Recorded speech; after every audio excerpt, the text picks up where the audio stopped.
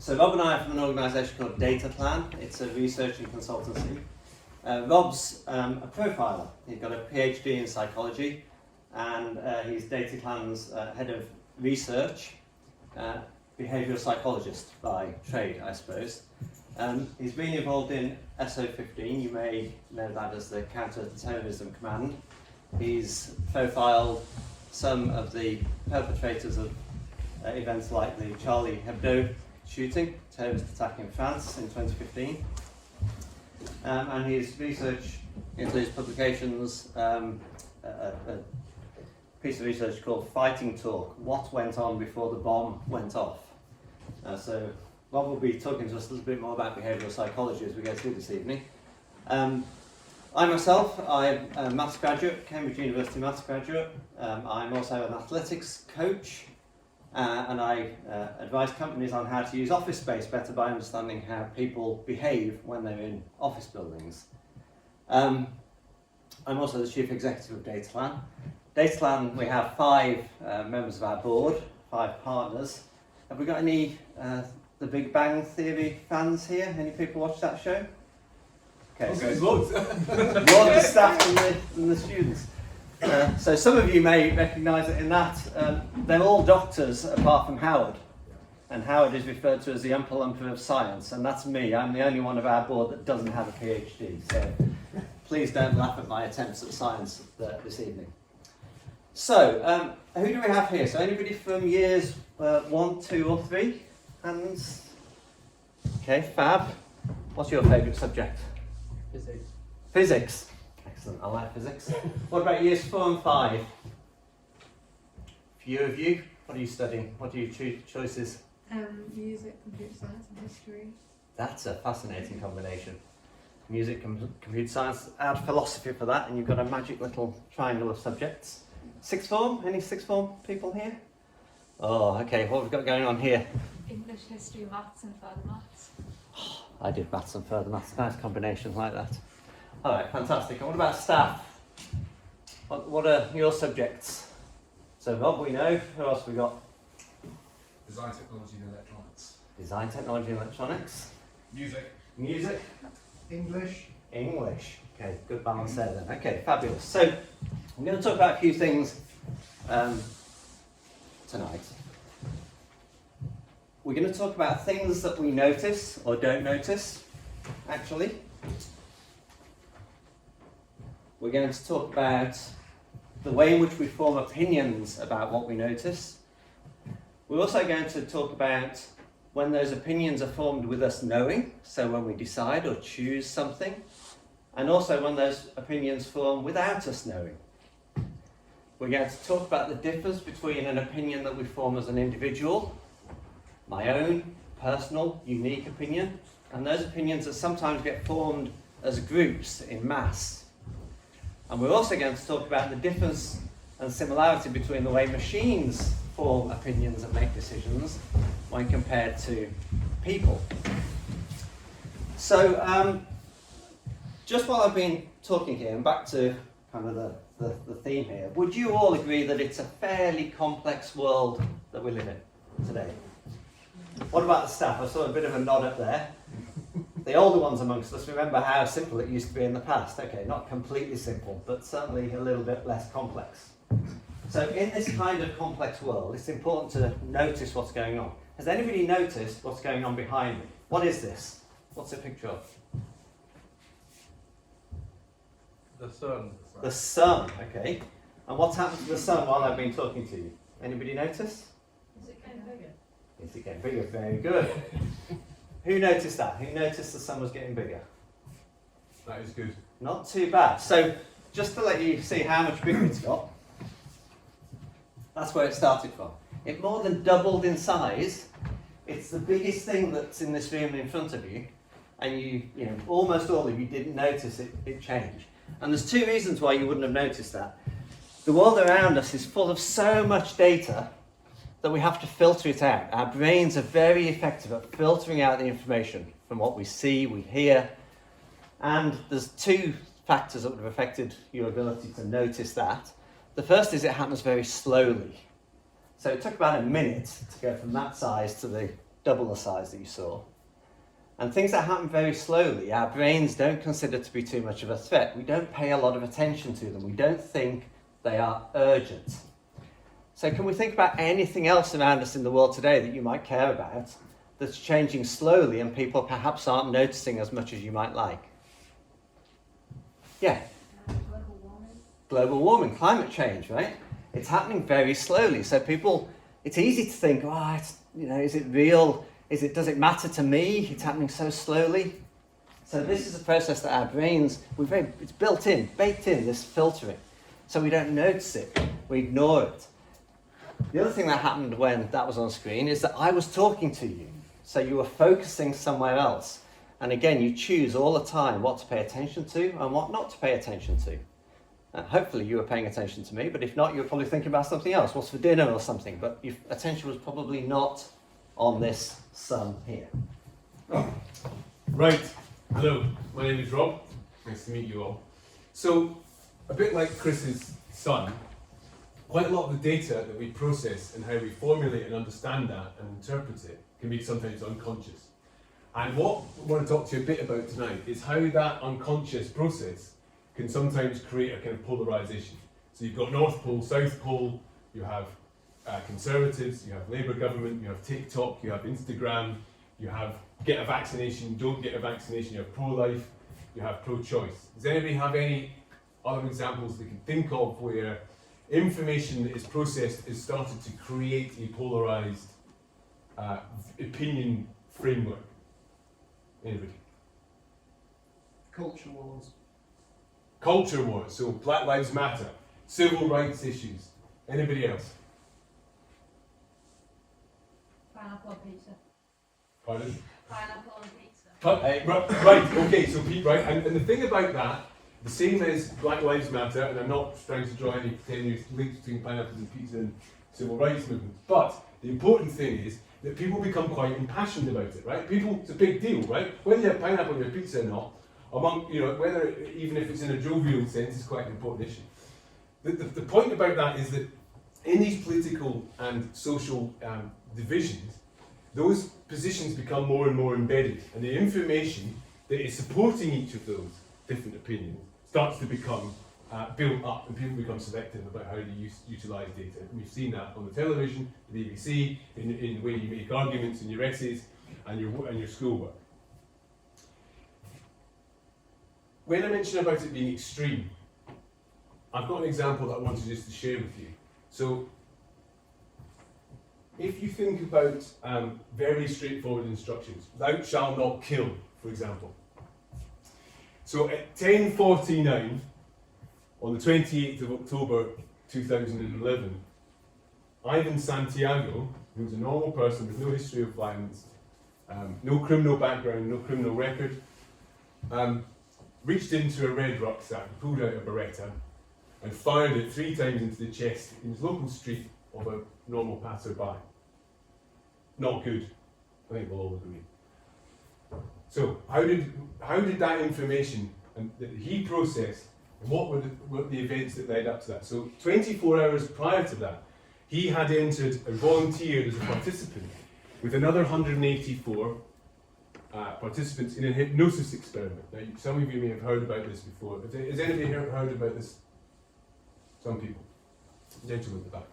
So, the purpose of the experiment was for the experimenters wanted to identify from that small group of 185 participants, including Ivan Santiago, who was the most suggestible, to see whether or not the way that information is presented to people can affect the way they behave.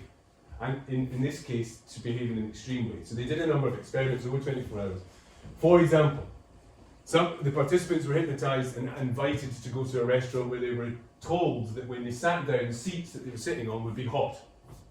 That's not part of it. And some of them jumped up, grabbed their bottoms, ran out. The seat was too hot to sit down. But the experimenters realised that that was possible to fake and people might be playing along and so on. So they took another series of experiments, and as the experiments went on, they became increasingly realistic. So the last experiment, where they were down to about 17 or 18 participants, was to hypnotise the group into thinking they would feel no discomfort or pain by sitting in an ice bath, which was only 2 degrees, just above freezing, which most people can't endure for more than 2 or 3 seconds at the very most. So, which participant do you think was lying back in the ice bath as if they were in a nice bubble bath, jacuzzi? Who do you think that was? Shout out. Yes, exactly. And this guy managed to make it 18 seconds, and he was asked to step out of the ice bath, and it was then explained to him that he had a low heart rate and that he wasn't in any distress. The next thing that happened was this, and as soon as this had happened, the experimenters came out and they explained to him, they brought him out of his trance and explained to him that he was part of the hypnosis experiment and that there had been blanks in the gun and blood bags and so on, and it had been a fake experiment. Now, there may be some ethical considerations, and as we're in a school, I would just like to explain that all of these people have participated under their own free will. If we imagine that single person, but multiply that ability to be able to make people think differently by the way that they process or identify or are fed information, or in the way that the information that they have themselves begins to skew or affect their behaviour, but in more general terms, we can see some examples. Now, this is what happens when you get 2 Asian hipsters who are slightly over the hill coming to your school to tell you about things that may have happened even before you were born. Does anybody know what this is a picture of in the middle? Shout out. Twin Towers, 9/11. So, terrorist or freedom fighter, again, back to polarisation. It's difficult to tell, and it depends on who you ask. How is the information processed? It's fairly clear that from a Western, inverted commas, perspective, that these were bad things to happen. You can see from that yourself. Does anybody see the 2 things that are more contemporary to your own lives out of those images? Yes? Is there like a temperature? Correct. Yes, 10 points. Right. So temperature, and in fact, this is also the army being slightly more subtle, but it's the army being deployed in Berlin as a result of some of the confusion and so on that emerged from the COVID pandemic. Now, what I wanted to talk to you now about briefly before I hand back to Chris. In the way that that Ivan Santiago was manipulated, and that was obviously an extreme case, there are other examples that we live through today and are described by the term mass formation hypnosis. Now, this is a very recent term. Has anybody heard of that term? We'll send around links. It's quite an interesting documentary about it. But it is not a new phenomenon. This phenomenon has existed and still exists in the West Bank and Palestine, existed with the Jacobites, existed in the Weimar Republic with the rise of the Nazi Party, Stalinism, McCarthyism, and also, as this English teacher explained, the civil rights issues that have been going on for a very, very long time. Now, I've lost my train of thought. What I was going to say was, mass formation hypnosis is based a bit like, has anybody heard of Jean-Jacques Rousseau, who wrote The Social Contract? This might not be something that you study here, but the idea was that after a very difficult event, earthquake, pandemic, natural disaster, that what happens is, a bit like we feel as individuals within society now, is you get what is called free-floating anxiety, or what is termed disassociation. So people feel very anxious, locked down, you don't see your friends, you don't go to work, you can't see your families, and so on. And that creates a level of anxiety within society in the same way that other natural disasters like a global pandemic would do. And what I just wanted to leave you with the thought before I hand back to Chris is, under those circumstances, a leader comes along. That could be Jesus, and that's created a fairly polarised world with Christianity and non-Christianity. The same with the Prophet Muhammad. The same with the way that McCarthyism works and communism and so on. Chris. So, that's all very human, very people-oriented. Does anybody know what this is a picture of? Oh. Yep, It's from CERN, it's the Large Hadron Collider. it is. Do you know specifically what it is? What's it looking at? Or what's it looking for? So this is one of 6 detectors on the Large Hadron Collider. So the Large Hadron Collider is a 17-mile long circle, essentially, built under France and Switzerland.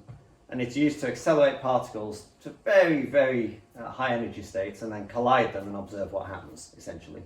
And it has 6 colliders. This is one of them. This is the compact muon detector. To detect those collisions when the particles hit each other. Now, just to give you a sense of scale, I don't know if you noticed, there's people at the bottom of this picture. This detector is giant. It weighs 14,000 tons, which, to give you a little bit of a sense, this entire new building that we're in here, it's about 200 times the total weight of this building in that one detector. It can detect 1 billion particle collisions every second. And each one of those collisions generates about a megabyte of data. So what that means is every second, this machine is generating what's called a petabyte of data, an enormous amount of data.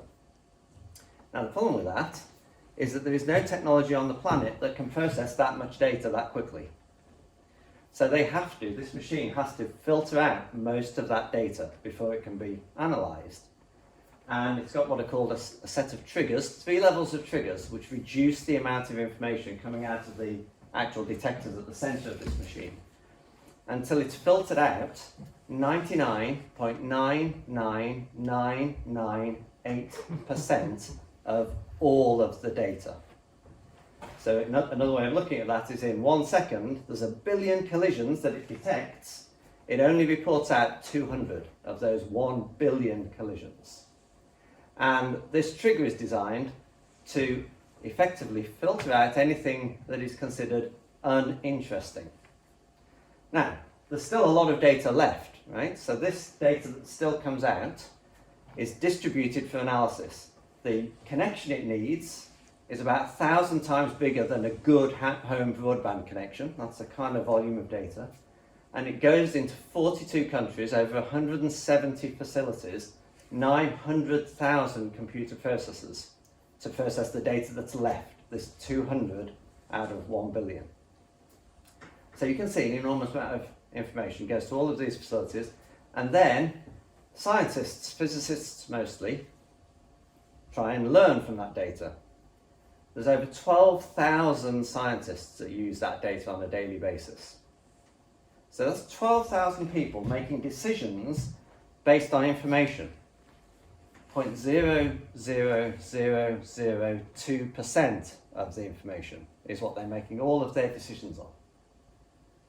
Now think about that for the moment. If you were asked to make a decision about something and I said, I need a really good answer, but I'm only going to give you 0.00002% of the information, would that be comfortable?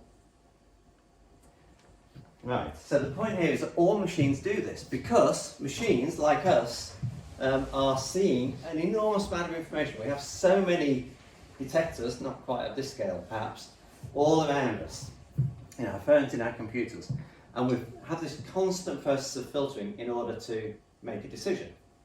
Now the question is, who decides what you get to see and what you don't get to see? So in this case, a team of designers, scientists themselves, thought very carefully about which of the 4,990,999 collisions were going to be thrown away and which one was going to be kept each time. So you'd like to think that those scientists had some pretty good foundations on which to make those decisions, and they kept the right one. But when you're looking at other data sources, maybe the news, maybe what you read on social media, maybe what your teachers tell you, how do you know what's causing them to decide what to filter out and what to tell you? Do you understand their motivation? Here, scientific experiment, we'd like to think the motivation was fairly pure, that they were really trying to keep the right data. But if this is Facebook or TikTok, what's their motivation? Do you know? Do you even know who is making the decision about what to show you and what to filter out? Now, in these cases, we're talking about an algorithm to decide what to show you. And those algorithms, in this case were designed by a person. So I can go and ask that person, I can say, look, please can you tell me how you're making the decision of what to keep, what to show me, and what not to show me. But we have some more complicated issues in this day and age with artificial intelligence. So,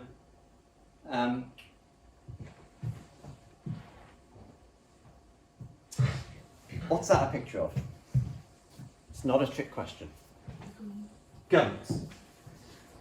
Now, this is a picture that was used by researchers at MIT.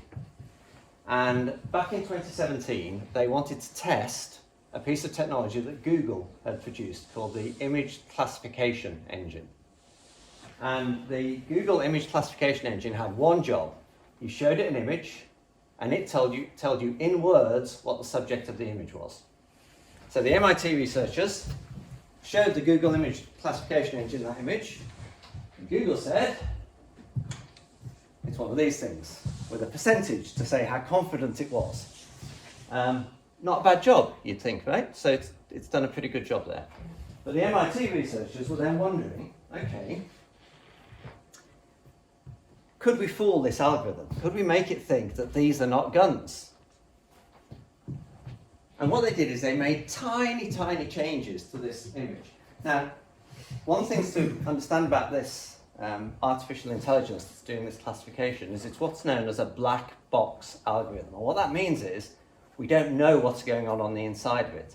And in fact, this is using artificial intelligence techniques, which mean nobody knows what's going on. It learns by being shown an example and told what the right answer is over and over again. And it figures out for itself how to tell the difference between these guns and a panda or a car or whatever else it might classify. And once it's made the decision, you can never ask it, why did you decide that? That is unknowable information. So the MIT researchers, therefore, they had no idea how to fool the algorithm, but they just tried stuff out. They made small changes until they got the Google image classification engine to come up with something else. Now, I want you to watch the picture very, very carefully, because I'm going to swap it for another picture. You see it change? Just ever so slightly, right? This is the second image that the MIT researchers used. And they put this into the Google image classification engine. And the Google image classification engine now thought it's a helicopter. So an almost imperceptible change in the picture, and the computer is now making a really different decision. Now this, I would say, back in 2017, this is. That algorithm has improved a little bit, but even the Google engineers that build the engine say that actually it's really easy still to make these, they're called adversarial images. Images that effectively the algorithm does not work for. And now there's you can Google this, there's a piece of interesting research they've done on what makes an image unrecognizable or mistaken by a computer, and also what makes it mistaken by a human being, because there's examples like this as well for humans. Now, if we're thinking about this, the fact that we've got computers making decisions about what we see without an explanation, and we've got other people making decisions about what we see, you need to think a little bit about what that means. When I do a Google search, most people don't go much past the top 5 results. There's an algorithm deciding what those results are, and you're going to form your opinion about whatever you search for, probably from those top 5 results. So if you had the power to choose those top 5 results for an entire world, you have the power to cause everybody to pay attention to a certain set of things. And that's exactly what we see happening. If you think also about news and journalists, if I watch the news or listen to the news or read a news story, it's a journalist that's decided what they're going to tell me about the story and what they're not going to tell me. And maybe they're only giving me 0.00002% as well. What if I knew everything? Or what if I knew more? Or what if I just simply knew different things? And you can start to see now where some of this difference, the polarization, the formation of different opinions can come from, simply by paying attention to different things. Right. We're now going to attempt an interactive exercise. Now, we are you can be reliably informed by your teachers that you do, all of you, because you do this a lot here. Is that right? And so what we're going to do is we're going to practice that. So if everybody does this arm up in the air, high as you can.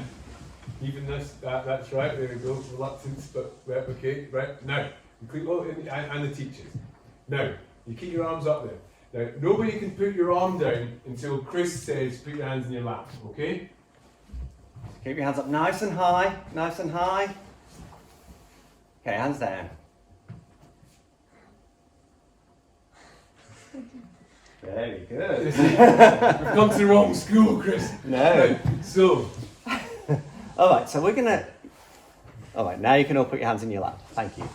And we're gonna pick a couple of volunteers based on that exercise. So, Rob, who would you like to pick? so this young lady here in green, now there's no pressure to do this, but if you would like to volunteer, would you like to come down to the front? Thank you. You sit here. Right. What's your name? Red. Julia. Sweater there, is that? Oh, sorry, Come yeah. down. No, Thank you. Don't do anything. You go one back. You just sit, have a seat, is it? So who? Julia, was it? Julia and Mia. Mia. Mia. Okay. Right. So do you want me to? You. That's right. I'll. So just so that we're very clear. So, Oops. well, that's not. There we There we go. go. Right. There we go. Oh no. Right. So you can look around. If you look, just look at this. So if you like to turn over your clipboards and just have a look at that. So this is not a trick, right? So that if you can look around. That's the same picture that you're looking at, right? It's just to not distract you, right? Okay. Never mind about the Google colours that we've discovered later on. But This talk is not sponsored by Google. no. Well, this is for you. Sorry. Right. Okay. Now, what we want to do is we want you to look at this and estimate how many sweets you think are in that jar, right? And so try to, but it doesn't, yeah, so you just try to kind of cover up so you do. Okay? You can take your time doing that, right? And the thing to bear in mind is, I mean, obviously, you used to get these sort of things that you would do when you were like at a kind of school fair or whatever. And one of the things that sometimes people work it out by, estimate your weight and all this kind of stuff. But you can do it in any way you want. So there's no rules, okay?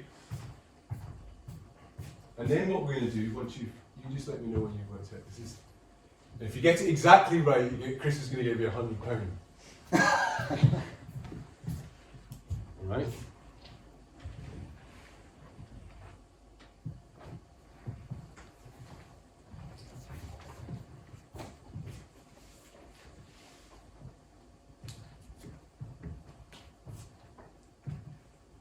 Proper thinking glory here.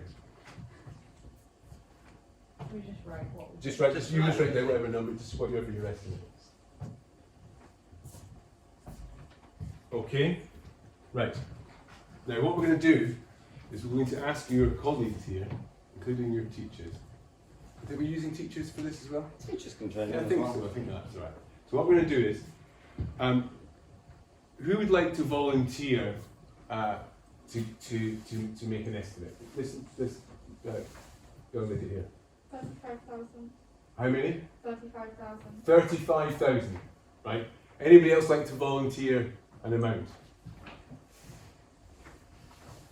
This man here. 50,000. 50,000. So 35, 50. Any advance? Okay. 29,000. 29,000. 35. What did you say? 50,000. 29. 29. Okay, we need 3 more. This lady in front with the red on. No. Yes, you. Sorry. 30,000. How many? 30,000. 30. You wanted to say something? 29,000. 29. And one last person. Go on. 32,000. 32. Right. Okay. Now, what I'd like to now do is, because you guys are not. No, thank you by the way for volunteering. What I'd like you to now do, right, is just. And if you want, and by the way, you feel free, because you're in the hot seat. If you want to change your answer, you can. Okay. So. You're happy with it? Yeah. You're Happy happy. with yours? Yeah. Okay. So I'd like you to share. Mia, was it first? Yeah. What's your estimate? 1,044. Okay. And why did you think it was that many? Uh, How did you arrive at the estimate? I mean, it's about 20 up and down, 14 across. And what are you studying? Art, DT and psychology.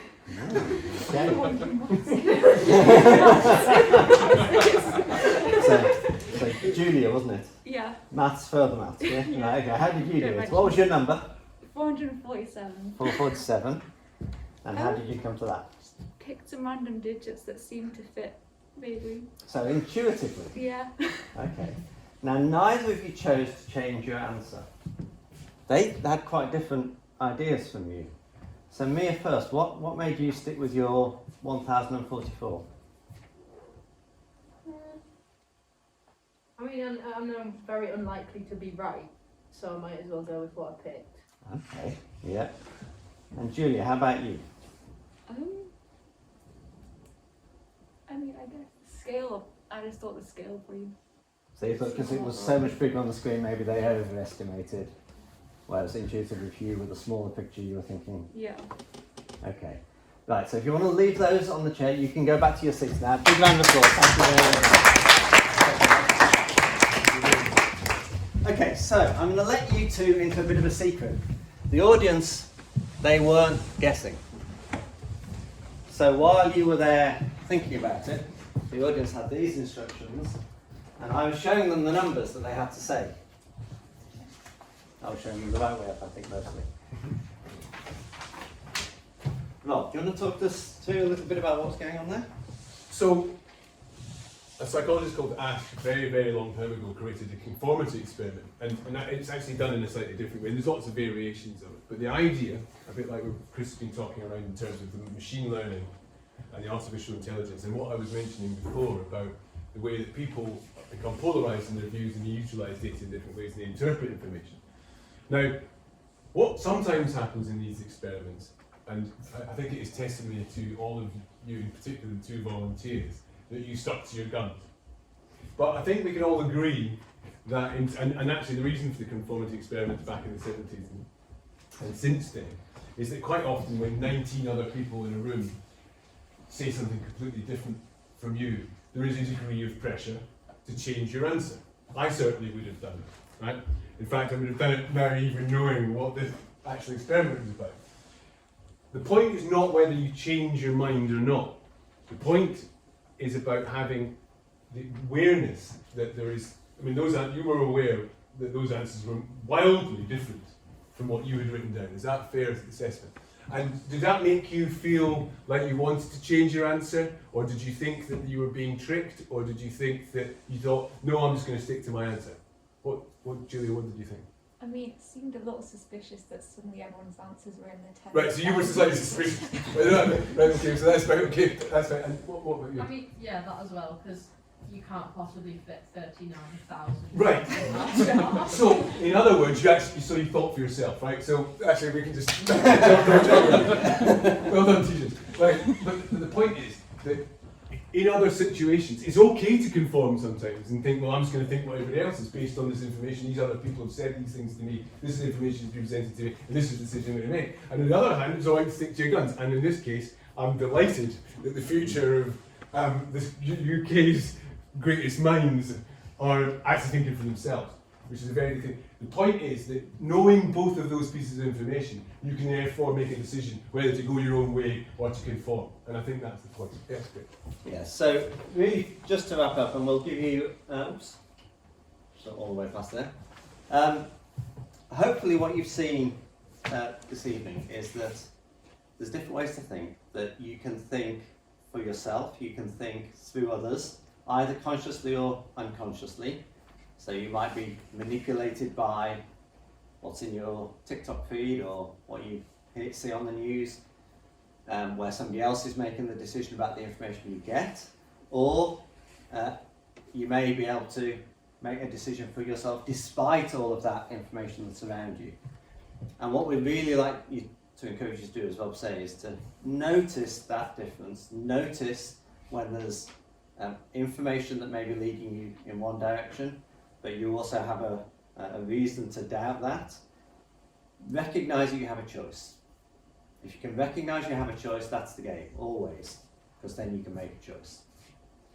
So, I think really all I'd like to do is finish up with this other thing, which I'm sure is probably part of the culture implicitly or explicitly here anyway, is that if you haven't made a mistake, you probably haven't made anything at all. So it's great that you're willing to stick to your guns, even though you thought you might be, wildly out of kilter with everybody else. I have to say, your guesses were just in the wrong place for me, because I had some low guesses and some high guesses. You both went for the same region as my low guesses, which gives you a clue about how many beans there are in the jar. So let's give you some things to think about. We've got a few more minutes, so if there's any questions or any observations even that anybody would like to make, the floor is now yours. Yeah. Thinking fast or thinking slow, instinctive or rational and logical, my pros and cons list or gut feeling, which method is better for making decisions? I mean, the thinking fast, thinking slow, I mean, there's a lot of popularised stuff now, and it is extremely useful text, particularly for students in a school. Similar things like that around the checklist and so on. I think it's about having a lot of stuff in your arsenal of how you deal with stuff, and I think it's about having the variation. I mean, again, it's also popularised. So I mean, I think it becomes, as something new emerges, and I mentioned earlier on mass formation hypnosis. I mean, that's a new term, but it's describing a phenomenon that's existed for a very long time. The same with checklists, same with thinking fasting. So those things are describing, and as psychology often does, is describing what is already there, but just in a different way that people. And I think that it's about getting, whether it's yourself or whether it's the children that and students and young people that you're teaching, just to realise that there are different ways of thinking about it. I mean, we've had a great time talking to you, but I mean, as well, and obviously we don't come to schools very often, certainly not for 30 years. But one of the things I would say is that it is about trying to think in a different way, and the more information you've got, the better. And what I see from my more data-oriented view of the world is that there's just an explosion in data. So the way in which we as human beings can engage with that data is now increasingly filtered. So if you can recognise that and choose when you're going to go down a data-led route, so whether you're literally going to go after all of the detail in order to make your decision, and when you're not going to do that, when you're actually going to go for something that might be more of an intuitive view, or you're just going to take summary high-level information to make the decision, that's fine too. But know which one you're doing, because each of those comes with a risk. One thing I would add regarding that kind of text as well, but in terms of processing information, I mean, that's, you probably heard this already, guys, but I mean, 99.2% of all of the data that exists on the planet was created in the last 2 years. So when we're talking about exponential increase in information, and as Chris said with the collider, it's about being able to process that information, and only 0.05% of it is ever analysed. So I think that there is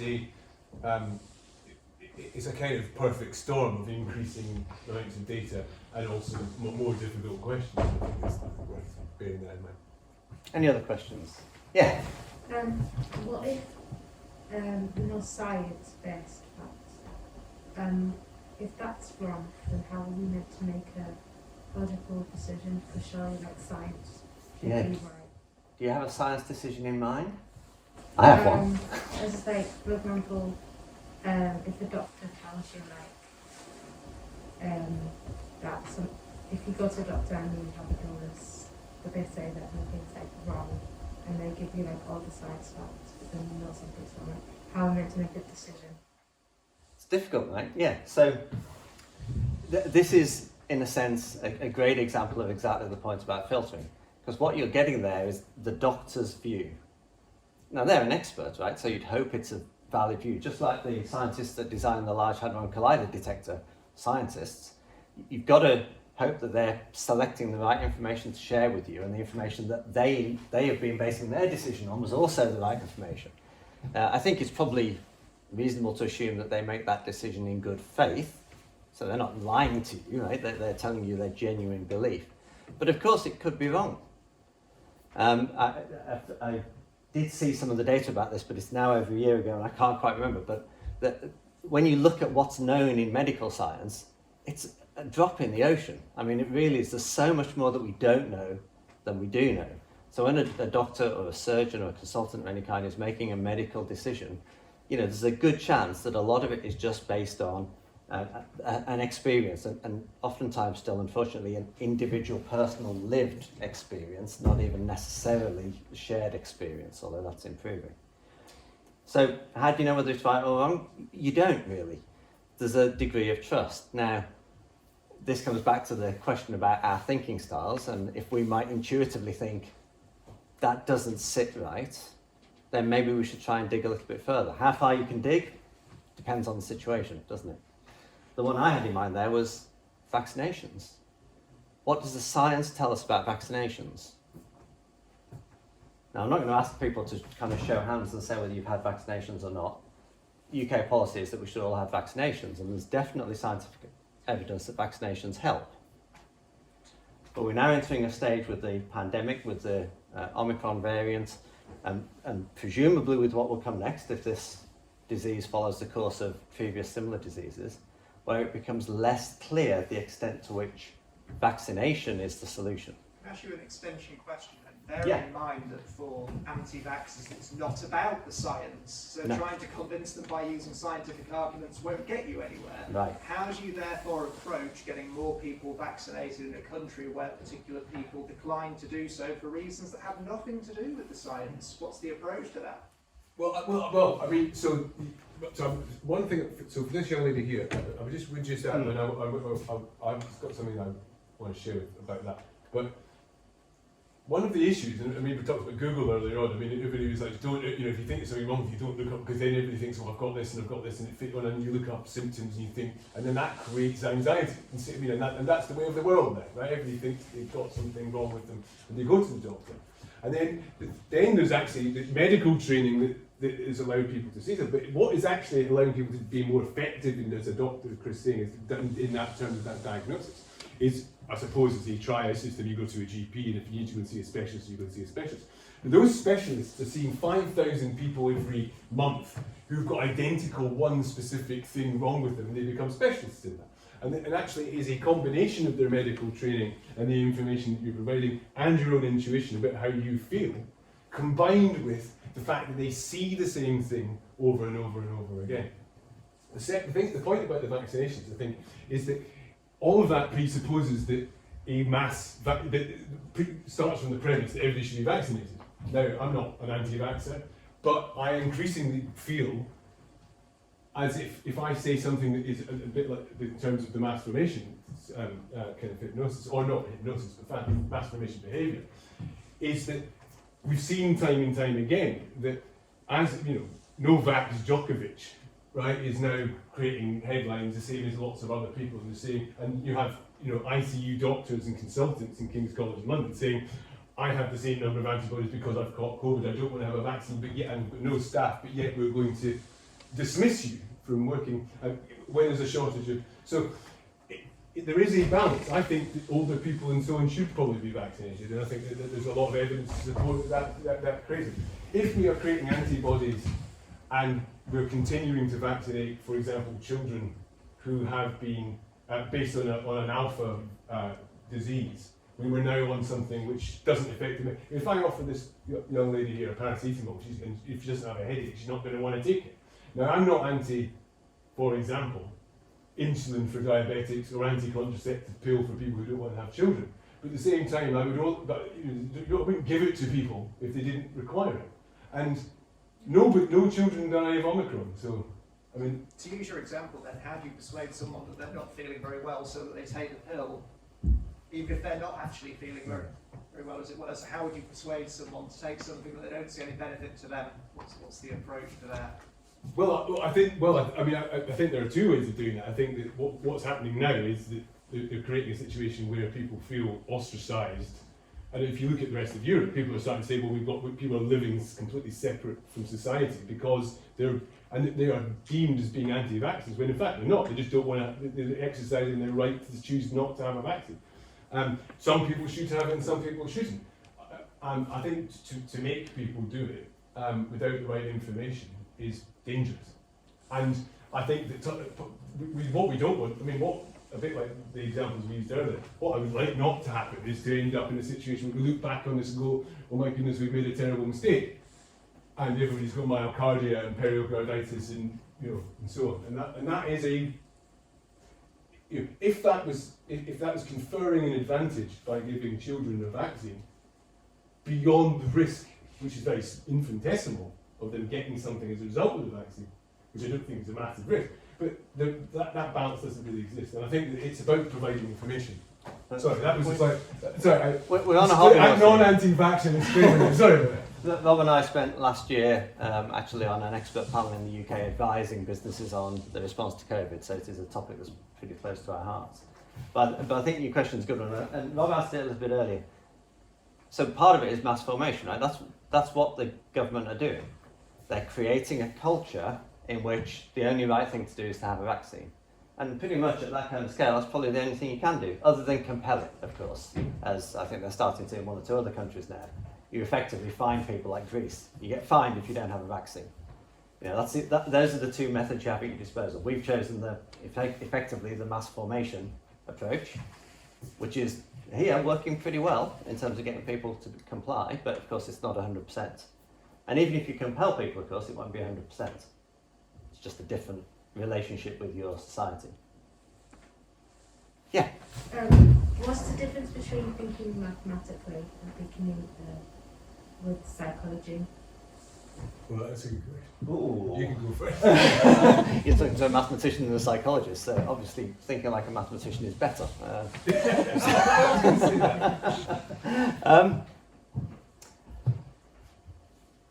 That is a difficult question, I think. So from a mathematical point of view, what I'm thinking of first and foremost is data. So I think of things in data, I think of things in patterns, I think of things as sequences, or I'm always looking for not necessarily literally the mathematical trend, but trends interest me. And of course some of those things transfer over into the world of psychology as well. But for me it's much more about the measurable facts of the world. What's it like for you, though? Well, working together is one of the reasons that we work together, is to try to there isn't a single answer to everything. If you just look at data, you get a particular perspective. If you just look at psychology, you get a particular perspective. And I think it's about merging those two parts. Yeah. But for some moral issues, there is no data. Like, for example, if you choose not to eat meat, to choose to eat meat, it's not like there's data there that you can be like, yes, there's a right or a wrong answer. So what about in those situations? Yes, and I would argue almost all situations are like that, if you think about it. As I said, in the medical situation, it's something that we live as if we understand, but actually a tiny amount of it is understood, and meat or vegetarian or vegan or any of the other kind of diets that you could take, there is some information, there is some science, there's conflicting science as well around diet, for sure, but there is some evidence. It's not that there's no evidence. And in this complex world that we kind of started describing at the beginning, you've got to accept the fact that there aren't probably right or wrong answers most of the time. What you end up with, you can probably tell me who came up with the concept, but truth is essentially simply something that enough people believe. And that's partly why we end up in these polarised situations sometimes, where you get a whole cohort believing one thing and another cohort believing another. And when it comes to something like meat or no meat, we know what the potential downsides of having meat are, we know what the potential downsides of not having meat are, we know what the alternatives are, but it's not like one is right and one is wrong. They're different. Look at this. Here's a good example. That's a perfect question, right? So McDonald's sell hamburgers, right? That's what they're famous for doing, right? Apart from they don't, right?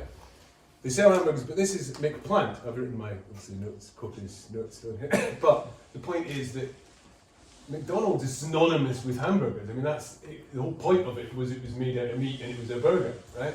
And now we're in a situation, because the world has changed, that their main marketing thing, billions of dollars, is being poured into reinventing themselves as something that is adaptable, because the children, when I eat Big Macs when I was a kid, occasionally, but now people are more responsible when they think about things and what they put into their bodies and understand what in fact affect it as an environment and all of the chain effects of that. And that's changing that kind of behaviour.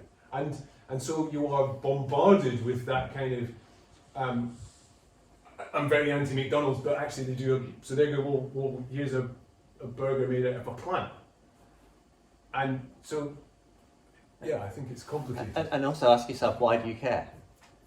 You know, I might care about eating meat because of my health.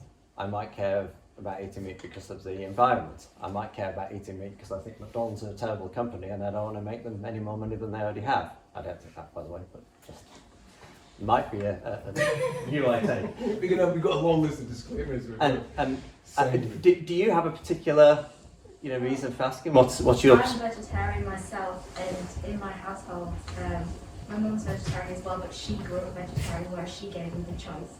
And when I was younger, I did eat meat just as my dad. And my brother actually stopped eating meat when he was very young, because through school and stuff, he saw things where he felt like he didn't want to anymore. But now he started eating meat again, and I've stopped eating meat, so we kind of switched sides. And so. A flexitarian, apparently, as well. That's what my son told me the other day. He said, he used to say, I'm a French-tarian, and then before he realised what a vegetarian was, and now flexitarian is a thing. Yeah.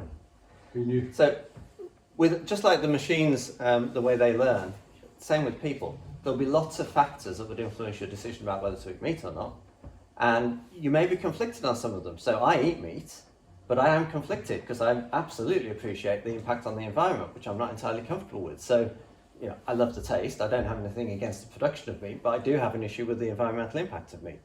What do I do? So it's about balancing these different factors oftentimes when you come to your decision.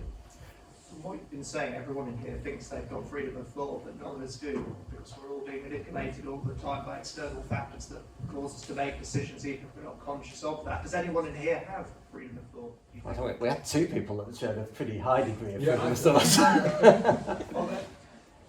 Well, I mean, there is an argument that things like rational choice theory and so on. If you ask people, and I would recommend Homo Deus, the second book by who's the book person's name, I'll find out and send it out. But is that rational choice is this sort of humanist myth, right? That actually, in fact, as Chris pointed out earlier on, we are all just complex vending machines, right? So you asked the question there about meat or not meat, right? And do we have rational choice? So when you look at that as a kind of theory, and he is criticised, I always forget the chap there. Anyway, the point being that when he says, well, if I wanted to do, if I wanted to jump off the bridge, or I wanted to smoke and drink or eat meat, or do whatever, or do something that was detrimental, or something that was very positive, like go for a run all the time, do exercise, eat healthily, that in some way I'm making a choice to do that. Now his theory is that actually we are all programmed, which is, you look at a bell-shaped curve of human existence, that we were all programmed to survive, which is why the human race has survived for such a long period, relatively speaking, such a long period of time. So what happens is that even if some people do behave badly, commit suicide, do things, it's never sufficient enough in data terms to actually affect the overall effect of pushing everybody forward. Same as disease, pandemics. Well, pandemic does make a pretty big dent, right? But the point being that we are all kind of vending machines. You press a button and the algorithm inside the vending machine gives you a packet of crisps or a chocolate bar or whatever it happens to be. And then actually, in fact, the rational choice that we are thinking that we possess is in fact something which is just an algorithm for survival. So we choose to not jump in front of a car. We choose to not eat unhealthy foods. We choose to sleep at the right amount of time. We choose to not get into fights. And all of those things that would endanger our existence. And it's only at the peripheries, at the bottom of your bell-shaped curve, where everybody else survives, that those people either excel and live forever or die off early. Does that make sense? And I think further to that, we clearly do have choice, and the society tries to constrain us and direct our choices into certain things. So eat meat or not eat meat, great example at the moment. That's something we have quite a lot of choice over. Society is pretty well designed to allow you to make either choice these days. It's not like you can't get non-meat products, you absolutely can. Any supermarket will sell you those. So you have the freedom to make that choice. Beyond that though, if you want to make an impact rather than simply have a choice, you've then got to look at how you can make an impact. Because it's all of these things around us that we've talked about that might influence you, they're also things you can influence. And you can influence them in a number of ways. You can influence them by being innovative. If you come up with a new idea, a new technique, a new product, a new process, then you've got an opportunity, if you can persuade people around you to stick with you for a little bit, to create something new that will then gain momentum and become one of these things that is then part of society.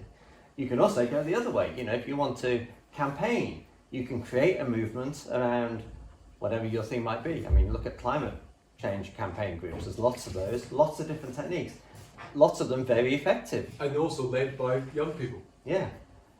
So those choices you absolutely have. How you express those choices, whether that's an individual choice or a choice that you would like to engage a group with, this is where some of this kind of understanding can help. So turning this to your advantage rather than being a subject of it. Yeah. It's a completely different topic, but with the kind of machine learning, I think AI that you were talking about earlier, and obviously scientists are always trying to make it better and make it more efficient.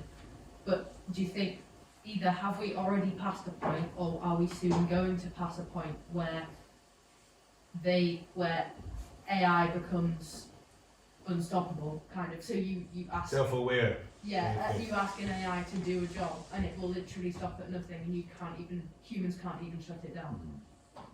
It's a difficult question to answer. My own sense is that we're around that point.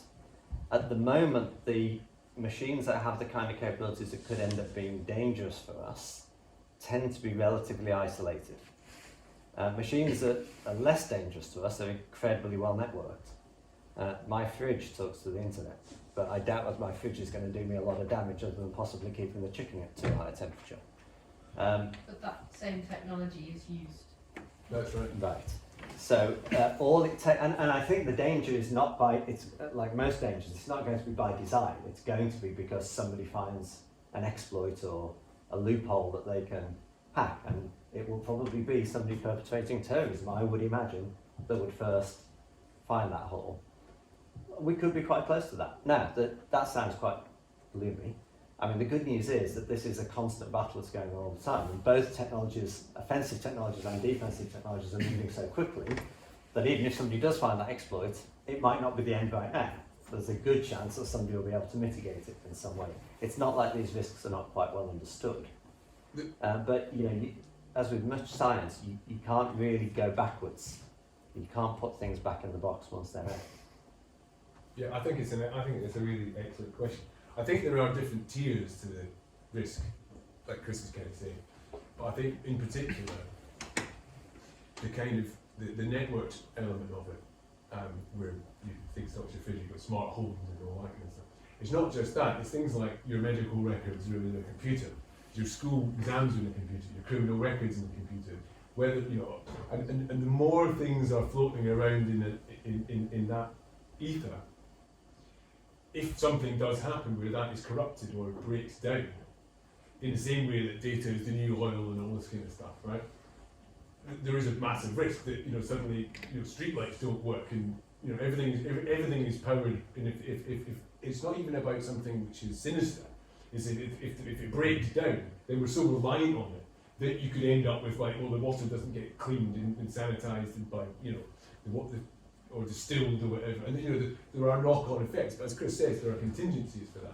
I think the other part of your question as well is that there is a kind of created in the image of its creator kind of thing, and that is that you could argue that if AI is designed by humans who have a survivalist and conflictual kind of nature, on and off, depending whether you're a Hobbesian person or otherwise, is that would be reflected in the thinking, inverted commas, of artificial intelligence, which would make it want to be dominant. I mean, there is a lot of theory about that. And if you think about the data, some of the data I was talking about there, like health records, the machine has access to your health records, it has access to your vulnerabilities. But at the moment, just like the Large Hadron Collider detector, if you're going to really analyse that much data, it's way beyond any machine today. It's already, though, way beyond any person or even group of people to analyse that kind of data. So the point at which the machines catch up and actually can process that volume of data, you know, that's when we're going to get to the point where we don't really know what they would decide. Yeah. How far are we in the pursuit of AI conscience to control this amount of data? Because if you could manage it, then, well, since your mathematical point of view, if we could manage it, then we could have, instead of us needing to think of things, computers thinking about making other computers and developing their intelligence constantly. And so how far are we towards this? Some of that is already taking place, actually. They are already using computers to design computers. That's already happening in Silicon Valley. I don't know whether you're familiar, I'm not sure whether you might be too young to have seen any of the Matrix movies. Yeah, a few nodding heads from the old ones. I'm about to see the next one, now it's coming. Yeah. The danger with that, I mean, absolutely, the computers can design computers, but once they get to that stage, they're pretty quickly, but back to Rob's principle that we will tend to design computers in our own image, i.e. survivalist, they'll pretty quickly realise they don't need the people anymore. That's the danger with that line of kind of development. So everybody's really worried about that as a risk. And I mean, same with genetic engineering, right? We've got a very similar set of moral kind of dilemmas to deal with. Yeah. Red pill or blue pill? You've been looking at our website. Well, actually, we've got a podcast precisely that, which is probably worth a listen. I mean, one of my cats is called Morpheus. So remind me that's again. actually how Red is no evidence. What? Remind me again. How does it? Which one gives you which? I know one's what I. One of them is on. One of them means you get to know everything, Yeah. and one of them means you forget everything and can go back to the life you had before. I think I would go forget. Unfortunately, I think that genie's out the bottle already. I think the option That's is forgetting. ancient. You see, now that Keanu Reeves is slightly older, I wonder if he would pick a different coloured pill. And I think that's a very powerful thing, is that, you know, when you get to mine and Rob's age, I'm Well, putting him in the same bucket as me, and he hates that, but we might be more inclined to say, yeah, please just make us forget. But where you are, you have your pretty much whole lives in front of you. You can influence the way some of these things play out. So, yeah, use that. So, was there... Just do one last question Yeah, one last. over there. Yeah, oh, sorry, yes. What do you guys do like day to day? What do you do, Rob? as little as possible. So since the pan, so I worked in social housing. So I'm a behavioural psychologist, and my research was in terrorism. So I did profiling. That's part of why there's some of that thing in there. And that was looking at what the root causes of radicalisation were. So what was it that drives people like suicide bombers and so on. But throughout my career, I worked in social housing. So it was about child protection, witness mobility. It was writing policies, and so I worked partly for GLA, and then work with Chris doing. Kind of on the research side, and the idea being that, and he'll tell you what he does in a second, but the idea is that we can try to have more than one perspective on a problem. So we go to places that have problems and we try to solve them. But please feel free to apply to our youth intern program in the launches next year. Great question. Best question of the day. I do a range of things. So, for example, I work with the government at the moment. Some of you may be familiar with the Grenfell tragedy, the fire in the high-rise building. And as a consequence of that, the government are bringing forward new building safety legislation. And I work with the government to help them understand what data needs to be maintained and managed in order to have some confidence in the safety of a building at a reasonable level. That's one of the things I do. I also help organisations just understand what data is and how to manage it. So I do quite a lot of educational work and quite a lot of quite in the weeds data modelling work as well for organisations to model the data that they need to look after. So fascinating. Thank you so much for coming in. Certainly, there's so much to think about and so many different categories in that. And just judging by the Q&A, which I think was about the same length as the so it shows how much interest there is. If you do have more questions, I'm sure if you send them to me, I can email them forward. Of course. Rob, if we give Rob and Chris a big applause and a thank you.